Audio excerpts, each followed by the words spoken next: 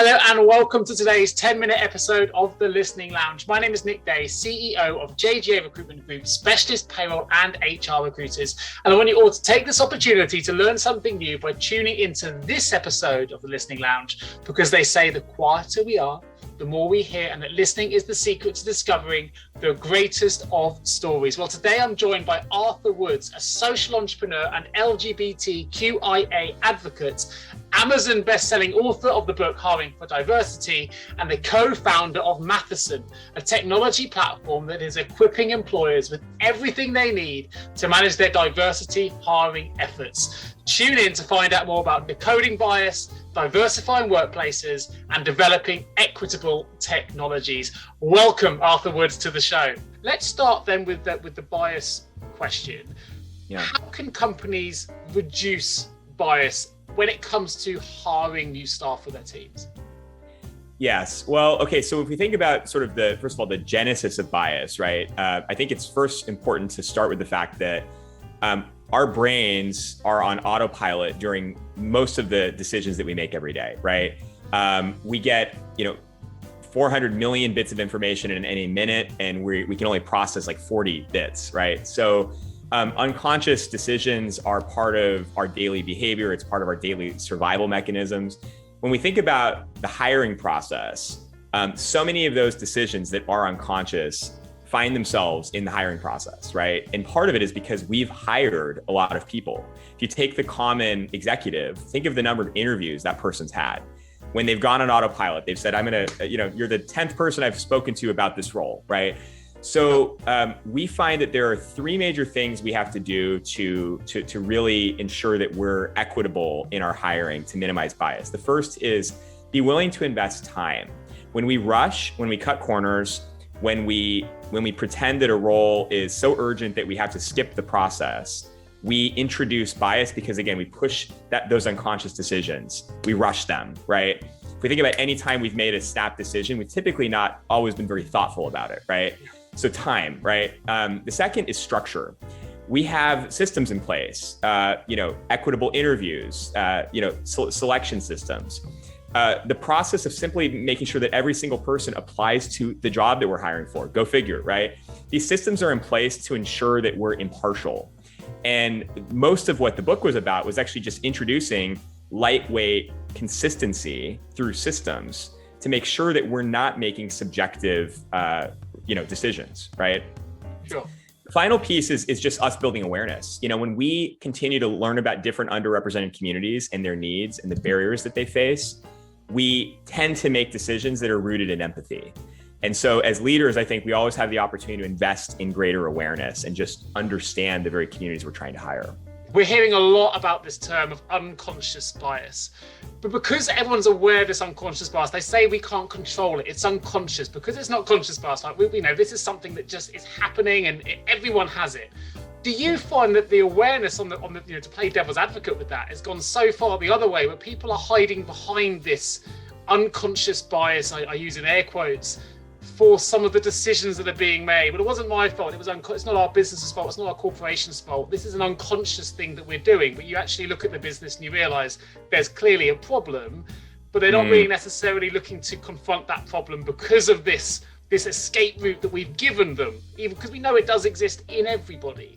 I'd love to know and that's one problem that I see with this. I know there's probably a multitude more problems. What are some of the problems you're seeing then in relation to unconscious bias and I guess companies hiring efforts when it comes to diversity?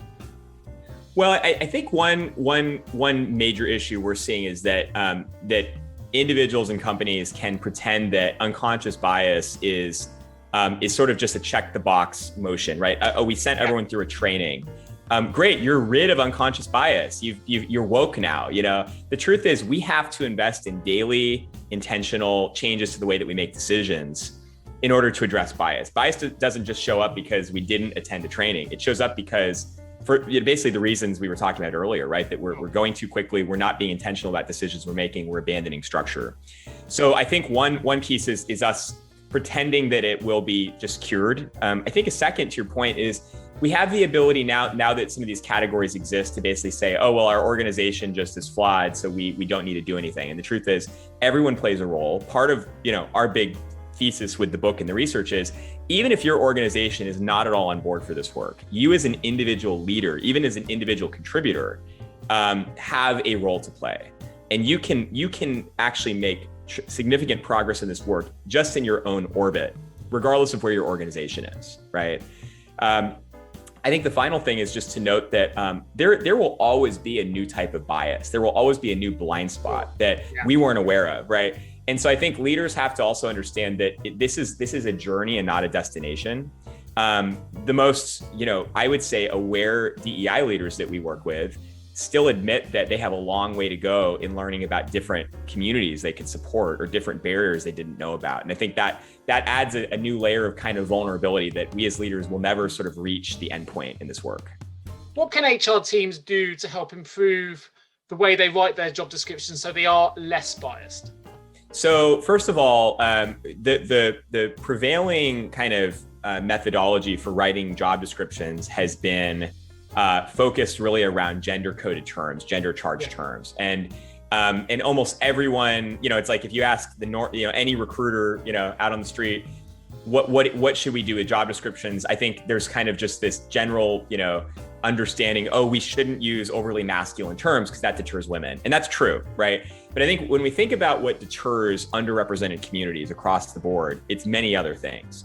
So first, when we write job descriptions that have corporate cliche acronyms that people don't understand, jargon, that is a deterrent. And that can send a signal to someone who doesn't necessarily ascribe to a specific culture or personality that this job isn't for you. So we've actually created tools that help figure out, like, where do you have jargon and buzzwords?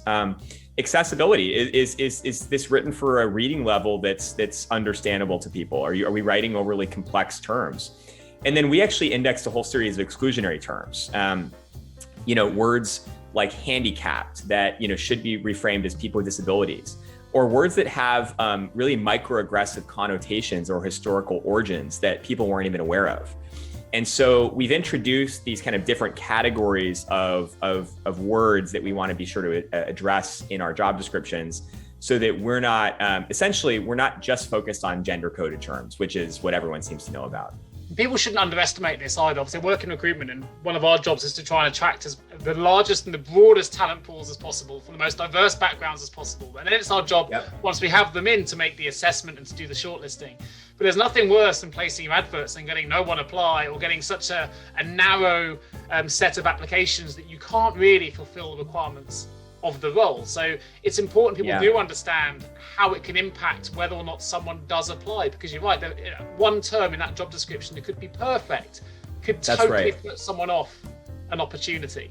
That's exactly right. And I think, most job descriptions in our experience are written in a way that is about, how do I get the perfect candidate? How do I layer in as much as humanly possible to find the one, sort of prodigy that is miraculously wanting to take the pay cut to come work here. And the truth is, that's not the way, as most people operate. So we've really focused on how do we get to the essential skills and experiences. Let's remove preferred qualifications completely. If it's not essential, let's remove it. If we're giving a years of experience range, let's come in at that lower end of the range that is the requirement. Because if someone isn't necessarily at the upper range, we know that for a lot of job seekers, they won't apply. So we've tried to kind of focus in on those different best practices that just help get to what is actually necessary.